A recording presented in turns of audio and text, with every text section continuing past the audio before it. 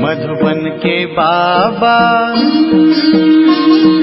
मधुबन के बाबा मुरली वाले, आपका क्या कहना,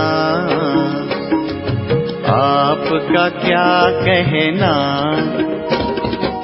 ओम शांति। आज 11 फरवरी 2025 के साकार मधुर महावाक्य हैं। आज मीठे मीठे बाप दादा बोले, मीठे बच्चे तुम्हें भगवान पढ़ाते हैं। तुम्हारे पास है ज्ञान रत्न, इन्हीं रत्नों का धंधा तुम्हें करना है। तुम यहाँ ज्ञान सीखते हो, भक्ति नहीं। बाबा ने कहा, मीठे बच्चे तुम्हें भगवान पढ़ाते हैं। तुम्हारे पास है ज्ञान रत्न, इन्हीं रत्नों का धंधा तुम्हें करना है। तुम यहाँ ज्ञान सीखते हो, भक्ति नहीं। बाबा ने आज प्रश्न पूछा कि मनुष्य ड्रामा की किस वंडरफुल नूंद को भगवान की लीला समझ उनकी बड़ाई करते हैं। तो उत्तर में बाबा कहते, जो जिसमें भावना रखते उन्हें उसका साक्षात्कार हो जाता है। तो समझते हैं कि यह भगवान ने साक्षात्कार कराया, लेकिन होता तो सब ड्रामा अनुसार है। एक और भगवान की बड़ाई करते और दूसरी ओर सर्वव्यापी कह ग्लानि कर देते हैं। ओम शांति। भगवानुवाच, बच्चों को यह तो समझाया हुआ है कि मनुष्य को व देवता को भगवान नहीं कहा जाता। गाते भी हैं, ब्रह्मा देवताय नमः, विष्णु देवताय नमः, शंकर देवताय नमः, और फिर कहा जाता है शिव परमात्माय नमः। यह भी तुम जानते हो कि शिव को अपना शरीर नहीं है। मूल वतन में शिव बाबा और सालीग्राम रहते हैं। बच्चे जानते हैं कि अभी हम आत्माओं को बाप पढ़ा रहे हैं, और जो भी सत्संग है वास्तव में वह कोई सत्य का संग है नहीं। बाप कहते हैं वह तो माया का संग है। वहाँ ऐसे कोई नहीं समझेंगे कि हमको भगवान पढ़ाते हैं। गीता भी सुनेंगे तो श्री कृष्ण भगवानुवाच समझेंगे। दिन प्रतिदिन गीता का अभ्यास कम होता जाता है, क्योंकि अपने धर्म को ही नहीं जानते। श्री कृष्ण के साथ तो सभी का प्यार है, श्री कृष्ण को ही झुलाते हैं। अब तुम समझते हो कि हम झुलाएं किसको। बच्चे को झुलाया जाता है ना, बाप को तो झुला ना सके। तुम शिव बाबा को झुलाएंगे? वह तो बालक बनते ही नहीं, पुनर्जन्म में आते ही नहीं। वह तो बिंदु हैं, उनको क्या झुलाएंगे। श्री कृष्ण का बहुतों को साक्षात्कार होता है। श्री कृष्ण के मुख में तो सारी विश्व है, क्योंकि विश्व का मालिक बनते हैं। तो विश्व रूपी माखन है। विश्व क्या है? वो माखन के रूप में है, दिखाया है ना। तो बाबा कहते, वो जो आपस में लड़ते हैं वह भी सृष्टि रूपी माखन के लिए ही लड़ते हैं। समझते हैं हम जीत पालें। श्री कृष्ण के मुख में माखन का गोला दिखाते हैं। यह भी अनेक प्रकार के साक्षात्कार होते हैं, परंतु अर्थ कुछ भी नहीं समझते हैं। यहाँ तुमको साक्षात्कार का अर्थ समझाया जाता है। मनुष्य समझते हैं हमको भगवान साक्षात्कार कराते हैं। यह भी बाप समझाते हैं कि जिसको याद करते हैं, समझो कोई श्री कृष्ण की नौता भक्ति करते हैं तो अल्पकाल के लिए उनकी मनोकामना पूरी होती है। यह भी ड्रामा में नूद है।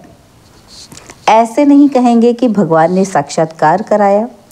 जो जिस भावना से जिसकी पूजा करते हैं उनको वह साक्षात्कार होता है। यह ड्रामा में नूंद है। यह तो भगवान की बड़ाई की है कि वह साक्षात्कार कराते हैं। एक तरफ इतनी बड़ाई भी करते और दूसरी तरफ फिर कह देते पत्थर ठिक्कर में भगवान है। कितनी अंधश्रद्धा की भक्ति करते हैं।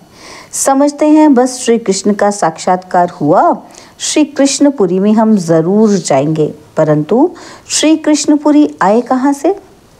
ये सब राज बाप तुम बच्चों को अब समझाते हैं। श्री कृष्णपुरी की स्थापना हो रही है। यह है कंसपुरी। कंस, अकासुर, बकासुर, कुंभकर्ण, रावण, ये सब आसुरों के नाम हैं। शास्त्रों में क्या क्या बैठ लिखा है। यह भी समझाना है कि गुरु दो प्रकार के हैं। एक है भक्ति मार्ग के गुरु, वह भक्ति ही सिखलाते हैं, और यह बाप तो है ज्ञान का सागर, इनको सतगुरु कहा जाता है। यह कभी भक्ति नहीं सिखलाते, ज्ञान ही सिखलाते हैं। मनुष्य तो भक्ति में कितना खुश होते हैं, झांझ बजाते हैं। बनारस में तुम देखेंगे कि सब देवताओं के मंदिर बना दिए हैं। ये सब है भक्ति मार्ग की दुकानदारी, भक्ति का धंधा। तुम बच्चों का धंधा है ज्ञान रत्नों का, इनको भी व्यापार कहा जाता है। बाप भी रत्नों का व्यापारी है। तुम समझते हो यह रत्न कौन से हैं? इन बातों को समझेंगे वही जिन्होंने कल्प पहले समझा है, दूसरे समझेंगे ही नहीं। जो भी बड़े बड़े हैं वह पिछाड़ी में आकर समझेंगे, कन्वर्ट भी हुए हैं ना। तो एक राजा जनक की कथा सुनाते हैं और जनक फिर अनुजनक बना। जैसे कोई का नाम श्री कृष्ण है तो कहेंगे तुम अनुदेवी श्री कृष्ण बनेंगे। कहाँ वह सर्वगुण संपन्न श्री कृष्ण और कहाँ यह। कोई का लक्ष्मी नाम है और इन लक्ष्मी नारायण के आगे जाकर महिमा गाती हैं। ये थोड़ी समझते कि इनमें और हमारे में क्या फ़र्क है और फ़र्क क्यों हुआ है। अभी तुम बच्चों को नॉलेज मिली है कि यह सृष्टि चक्र कैसे फिरता है। तुम ही 84 जन्म लेंगे। यह चक्र अनेक बार फिरता आया है, कभी बंद नहीं हो सकता। तुम इस नाटक के अंदर एक्टर्स हो। मनुष्य इतना ज़रूर समझते हैं कि हम इस नाटक में पार्ट बजाने आए हैं, बाकी ड्रामा के आदि मध्य अंत को नहीं जानते। तुम बच्चे जानते हो कि हम आत्माओं के रहने का स्थान परे ते परे है। वहाँ सूर्य चांद की भी रोशनी नहीं है। यह सब समझने वाले बच्चे भी अक्सर करके साधारण गरीब ही बनते हैं, क्योंकि भारत ही सबसे साहूकार था। अब भारत ही सबसे गरीब बना है। सारा खेल भारत पर है। भारत जैसा पावन खंड और कोई होता ही नहीं। पावन दुनिया में पावन खंड होता है और कोई खंड वहाँ होता ही नहीं। बाबा ने समझाया है कि ये सारी दुनिया एक बेहद का आयरलैंड है, जैसे लंका टापू है। दिखाते हैं रावण लंका में रहता था। अभी तुम समझते हो रावण का राज्य तो सारी बेहद की लंका पर है। यह सारी सृष्टि समुद्र पर खड़ी है। यह टापू है, इस पर रावण का राज्य है। यह सब सीताएं रावण की जेल में हैं। उन्होंने तो हद की कथाएं बना दी हैं। है ये सारी बेहद की बात। बेहद का नाटक है, उसमें ही फिर छोटे छोटे नाटक बैठ बनाए हैं। यह बाइस्कोप आदि भी अभी ही बने हैं, तो बाप को भी समझाने में सहज होता है। बेहद का सारा ड्रामा तुम बच्चों की बुद्धि में है। मूल वतन, सूक्ष्म वतन और किसी की बुद्धि में हो न सके। तुम जानते हो कि हम आत्माएं मूल वतन के रहवासी हैं। देवताएं हैं सूक्ष्म वतनवासी, उनको फरिश्ता भी कहते हैं। वहाँ हड्डी मांस का पिंजड़ा होता ही नहीं। यह सूक्ष्म वतन का पार्ट भी थोड़े समय के लिए है। अभी तुम आते जाते हो, फिर कभी नहीं जाएंगे। तुम आत्माएं जब मूल वतन से आती हो तो वाया सूक्ष्म वतन नहीं आती हो, सीधी आती हो। अभी वाया सूक्ष्म वतन जाती हो। अभी सूक्ष्म वतन का पाठ है। ये सब राज बच्चों को समझाते हैं। बाप जानते हैं कि हम आत्माओं को समझा रहे हैं। साधु संत आदि कोई भी इन बातों को नहीं जानते हैं। वह कभी ऐसी बातें कर ही ना सके। बाप ही बच्चों से बात करते हैं। ऑर्गन्स बिगड़ तो बात कर ही ना सके। कहते हैं मैं इस शरीर का आधार ले तुम बच्चों को पढ़ाता हूँ।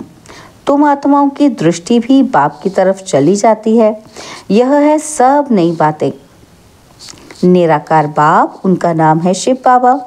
तुम आत्माओं का नाम तो आत्मा ही है। तुम्हारे शरीर के नाम बदलते हैं। मनुष्य कहते हैं परमात्मा नाम रूप से न्यारा है, परंतु नाम तो शिव कहते हैं ना। शिव की पूजा भी करते हैं। समझते एक है, करते दूसरा है। अभी तुम बाप के नाम रूप देश काल को भी समझ गए हो। तुम जानते हो कोई भी चीज़ नाम रूप के बिगर नहीं हो सकती है। यह भी बड़ी सूक्ष्म समझने की बात है। बाप समझाते हैं गायन भी है सेकंड में जीवन मुक्ति, अर्थात मनुष्य नर से नारायण बन सकते हैं, जबकि बाप हेवनली गॉड फादर है। हम उनके बच्चे बने हैं तो भी स्वर्ग के मालिक ठहरे, परंतु ये भी समझते नहीं हैं। बाप कहते हैं बच्चे तुम्हारी एम ऑब्जेक्ट ही यह है, नर से नारायण बनना। राजयोग है ना, बहुतों को चतुर्भुज का साक्षात्कार होता है। इससे सिद्ध है कि विष्णुपुरी के हम मालिक बनने वाले हैं। तुमको मालूम है कि स्वर्ग में भी लक्ष्मी नारायण के तख्त के पिछाड़ी विष्णु का चित्र रखते हैं, अर्थात विष्णुपुरी में इन्हों का राज्य है। यह लक्ष्मी नारायण विष्णुपुरी के मालिक हैं। वह है श्री कृष्णपुरी और यह है कंसपुरी। ड्रामानुसार यह भी नाम रखे हुए हैं। बाप समझाते हैं कि मेरा रूप बहुत सूक्ष्म है, कोई भी जान नहीं सकते। कहते हैं कि आत्मा एक स्टार है, परंतु फिर लिंग बना देते, नहीं तो पूजा कैसे हो। रुद्र यज्ञ रचते हैं तो अंगूठे मिसल सालीग्राम बनाते हैं, और दूसरी तरफ इनको अजब सितारा कहते हैं। आत्मा को देखने की बहुत कोशिश करते हैं, परंतु कोई भी देख नहीं सकते। रामकृष्ण विवेकानंद का भी दिखाते हैं ना कि उसने देखा कि आत्मा उनसे निकल मेरे में समा गई। अब उनको किसका साक्षात्कार हुआ होगा? आत्मा और परमात्मा का रूप तो एक ही है। बिंदी देखा, समझते कुछ नहीं। आत्मा का साक्षात्कार तो कोई चाहते ही नहीं, चाहना रखते हैं कि परमात्मा का साक्षात्कार करें। वह बैठा था कि गुरु से परमात्मा का साक्षात्कार करें। बस कह दिया, ज्योति थी वो मेरे में समा गई। इसमें ही वह बहुत खुश हो गया। समझा, यही परमात्मा का रूप है। गुरु में भावना रहती है भगवान के साक्षात्कार की। समझते कुछ नहीं। भला भक्ति मार्ग में समझाए कौन? अब बाप बैठ समझाते हैं कि जिस जिस रूप में जैसी भावना रखते हैं, जो शक्ल देखते हैं, वह साक्षात्कार हो जाता है। जैसे गणेश की बहुत पूजा करते हैं तो उनका चैतन्य रूप में साक्षात्कार हो जाता है, नहीं तो उनको निश्चय कैसे हो।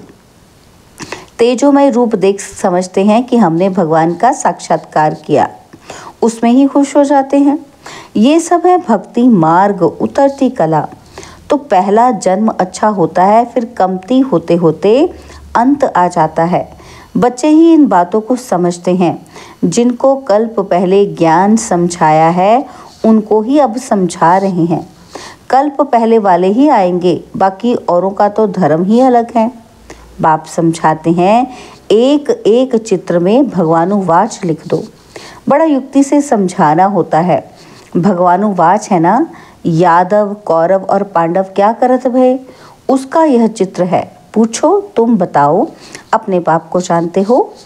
नहीं जानते हो तो गोया बाप से प्रीत नहीं है ना, तो विपरीत बुद्धि ठहरे। बाप से प्रीत नहीं तो विनाश हो जाएंगे। प्रीत बुद्धि विजयंती सत्यमेव जयते, इनका अर्थ भी ठीक है। बाप की याद ही नहीं तो विजय पा नहीं सकते। अभी तुम सिद्ध कर बतलाते हो कि गीता शिव भगवान ने सुनाई है, उसने ही राजयोग सिखाया ब्रह्मा द्वारा। यह तो श्री कृष्ण भगवान की गीता समझकर कसम उठाते हैं। उनसे पूछना चाहिए कि श्री कृष्ण को हाजिर नाजिर जानना चाहिए या भगवान को। कहते हैं ईश्वर को हाजिर नाजिर जान, सच बोलो। रोला हो गया ना तो कसम भी झूठा हो जाता। सर्विस करने वाले बच्चों को गुप्त नशा रहना चाहिए। नशे से समझाएंगे तो सफलता होगी। तुम्हारी यह पढ़ाई भी गुप्त है और पढ़ाने वाला भी गुप्त है। तुम जानते हो कि हम नई दुनिया में जाकर ये बनेंगे। नई दुनिया स्थापन होती है महाभारत लड़ाई के बाद। बच्चों को अब नॉलेज मिली है, वह भी नंबरवार धारण करते हैं। योग में भी नंबरवार रहते हैं। यह भी जांच रखनी चाहिए कि हम कितना याद में रहते हैं। बाप कहते हैं ये अभी तुम्हारा पुरुषार्थ भविष्य 21 जन्मों के लिए हो जाएगा। अभी फेल हुए तो कल्प कल्पांतर फेल होते रहेंगे, ऊंच पद पा नहीं सकेंगे। पुरुषार्थ करना चाहिए ऊंच पद पाने का। ऐसे भी कई सेंटर्स पर आते हैं जो विकार में जाते रहते हैं और फिर सेंटर्स पर आते रहते हैं। समझते हैं ईश्वर तो सब देखता है, जानता है। अब बाप को क्या पड़ी है जो ये बैठ देखेगा। तुम झूठ बोलेंगे, विकर्म करेंगे तो अपना ही नुकसान करेंगे। यह तो तुम भी समझते हो। काला मुँह करता हूँ तो ऊंच पद पा नहीं सकूँगा। सो बाप ने जाना तो भी बात तो एक ही हुई। उनको क्या दरकार पड़ी है। अपनी दिल खानी चाहिए कि मैं ऐसा कर्म करने से दुर्गति को पाऊंगा। बाबा क्यों बताए? हाँ, ड्रामा में है तो बतलाते भी हैं। बाबा से छिपाना गोया अपना सत्यानाश करना है। पावन बनने के लिए बाप को याद करना है। तुमको यही फुरना रहना चाहिए कि हम अच्छी रीति पढ़कर ऊंच पद पावें। कोई मरा व जिया उनका फुरना नहीं, फुरना रखना है कि बाप से वर्षा कैसे ले, तो किसी को भी थोड़े में समझाना है। अच्छा, मीठे मीठे सिकिलते बच्चों प्रति माता पिता, बाप दादा का याद प्यार और गुड मॉर्निंग। रूहानी बाप की रूहानी बच्चों को नमस्ते। हम रूहानी बच्चों की रूहानी बाप दादाजी को दिलवा चांद सिकवा प्रेम से नमस्ते। ओम शांति। प्यारे बाबा, मीठे बाबा, मेरे बाबा, शुक्रिया बाबा, शुक्रिया बाबा, शुक्रिया। धारणा के लिए मुख्य सार है। पहला पॉइंट है गुप्त नशे में रहकर सर्विस करनी है। ऐसा कोई कर्म नहीं करना है जो दिल खाती रहे। अपनी जांच करनी है कि हम कितना याद में रहते हैं। और सेकंड पॉइंट, सदा यही फिक्र रहे कि हम अच्छी रीति पढ़कर ऊंच पद पाएं। कोई भी विकर्म करके झूठ बोलकर अपना नुकसान नहीं करना है। बाबा ने आज हमें वरदान दिया, मन मना भव के महामंत्र द्वारा सर्व दुखों से पार रहने वाले सदा सुख स्वरूप भव। मन मना भव के महामंत्र द्वारा सर्व दुखों से पार रहने वाले सदा सुख स्वरूप भव। जब किसी भी प्रकार का दुख आए तो मंत्र ले लो, जिससे दुख भाग जाएगा। स्वप्न में भी जरा भी दुख का अनुभव ना हो, तन बीमार हो जाए, धन नीचे ऊपर हो जाए, कुछ भी हो, लेकिन दुख की लहर अंदर नहीं आनी चाहिए। जैसे सागर में लहरें जाती हैं और चली जाती हैं, लेकिन जिन्हें उन लहरों में लहराना आता है वह उसमें सुख का अनुभव करते हैं। लहर को जंप देकर ऐसे क्रॉस करते हैं जैसे खेल खेल रहे हैं। तो सागर के बच्चे सुख स्वरूप हो, दुख की लहर भी ना आए। स्लोगन है, हर संकल्प में दृढ़ता की विशेषता को प्रैक्टिकल में लाओ तो प्रत्यक्षता हो जाएगी। हर संकल्प में दृढ़ता की विशेषता को प्रैक्टिकल में लाओ तो प्रत्यक्षता हो जाएगी। ओम शांति। तो अव्यक्त इशारों में बाबा ने अभ्यास के लिए कहा, एकांत प्रिय बनो, एकता और एकाग्रता को अपनाओ। तो बाबा कहते हैं स्व उन्नति में, सेवा की उन्नति में एक ने कहा और दूसरे ने हाँ जी किया। ऐसे सदा एकता और दृढ़ता से बढ़ते चलो। जैसे दादियों की एकता और दृढ़ता का संगठन पक्का है, ऐसे आदि सेवा के रत्नों का संगठन पक्का हो, इसकी बहुत बहुत आवश्यकता है। ओम शांति।